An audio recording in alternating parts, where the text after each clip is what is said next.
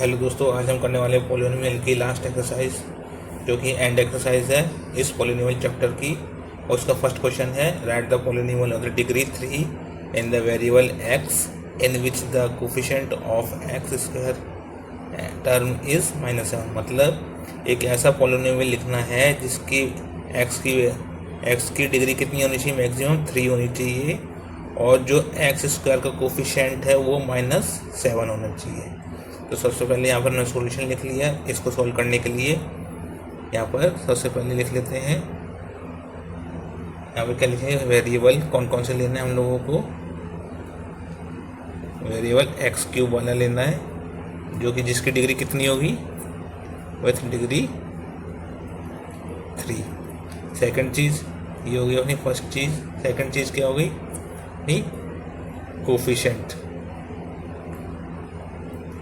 Coefficient of x square कितना होना चाहिए, -7 के साथ में x स्क्वायर का कोफिशिएंट होना चाहिए।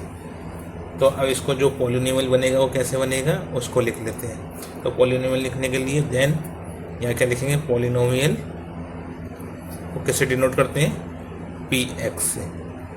तो इसके लिए अब कोई भी लिख सकते हैं पॉलिनोमियल, पर उसकी क्या होनी चाहिए, कैसा पॉलिनोमियल होना चाहिए, क्यूबिक पॉलिनोमियल होना चाहिए, क्योंकि हाईएस्ट डिग्री इसमें कितनी दी है, 3। तो x³ ले लिया। अब इसमें क्या बोला, x स्क्वायर का कोफिशिएंट कितना होना चाहिए, -7। तो यहाँ पर कितना लिख दिया, -7x स्क्वायर। अब यहाँ पर कोई भी वैल्यू लिख सकते, या तो इतना भी छोड़ सकते हो या फिर इसमें 1 या 0 कुछ भी ऐड कर सकते हो।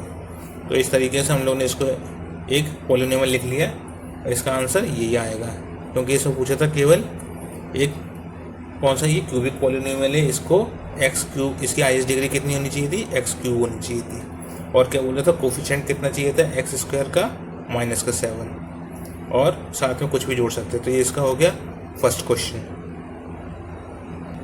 अब यहाँ पर सेकंड क्वेश्चन है, find the value of the following polynomial at indicate values of the variable. मतलब कि इसमें क्या करना है, वेरिएबल की वैल्यू फाइंड करनी है। क्या बोला, find the value of the following polynomial, जो क्या इंडिकेट करेगा, किसी वेरिएबल की वैल्यू को इंडिकेट करेगा। तो यहाँ पे ये एक्सप्रेशन दिया हुआ है, इसको सबसे पहले सॉल्यूशन लिख लिया यहाँ पर, और इसमें एक्सप्रेशन लिख लेते सबसे पहले, 5x² - 3x + 7। तो इसमें कितनी दी, x की वैल्यू 1 दी है। तो इसमें सबसे पहले क्या करेंगे, जो x की जगह पर हम लोग क्या लिख देंगे, 1 लिख देंगे सब जगह पर। 3 × 1 + 7। तो इसका कितना आएगा, 5 का × 1 करा -3 + 7। तो 5 × 1 = 5 -3 + 7। इसमें बोर्ड मास का यूज कर देंगे।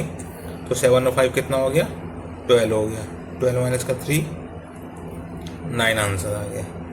तो ये किसकी वैल्यू निकल गई अपनी, इसमें x एक तरीके से किसकी वैल्यू नहीं, पॉलिनोमियल की, जो किसे इंडिकेट करेगी, वेरिएबल को। एक बार और दोबारा चेक कर लेते हैं। 7 3 10 और 2 12, और मैंने 3 माइनस करा तो 12 में से 3 गया, 9 आंसर आ गया। तो इसको किस तरीके से लिखेंगे, p यहाँ पर 1 लिख दिया, यहाँ पर लिख देते हैं इसको सॉल्यूशन में px से, क्योंकि ये पॉलिनोमियल है, इसको px से डिनोट कर दिया, और p1 की वैल्यू यहाँ पर रख दी। तो यहाँ पर लिख देते हैं p1 इक्वल टू का, इसका आंसर इतना आ गया। ठीक। अब जैसे लास्ट वाले क्वेश्चन में x की वैल्यू 1 दी थी, और इसी तरह यहाँ पर किसकी वैल्यू दी है, t में वेरिएबल दिया, और उसकी वैल्यू कितनी दी है, a दी है। तो यहाँ पे पहले क्या था, यहाँ पर पहले वाले एक्सप्रेशन में x के रिस्पेक्ट में दिया था, और यहाँ पे किसके रिस्पेक्ट में दिया, t के रिस्पेक्ट में, और t की वैल्यू कितनी दी है, a दी है। तो सबसे पहले जैसे उसमें लिखा था px, उसमें px लिखा था, इसमें pt लिखेंगे। तो इसको t के रिस्पेक्ट में ना, इसलिए इसको t लिख दिया। तो सबसे पहले लिख लेते पूरे एक्सप्रेशन, फिर इसमें t की वैल्यू पुट कर देंगे। तो t कितना दिया हुआ, a दिया हुआ है। तो a³ - का t स्क्वायर है, तो इधर a स्क्वायर हो जाए, डायरेक्ट लिख देंगे, प्लस का 6 लिख दिया। तो यहाँ पर जो एक्सप्रेशन बनेगा वहाँ पर 4a³ - का a² प्लस का 6। तो ये किसकी वैल्यू बन गई, pt की। तो इस वेरिएबल को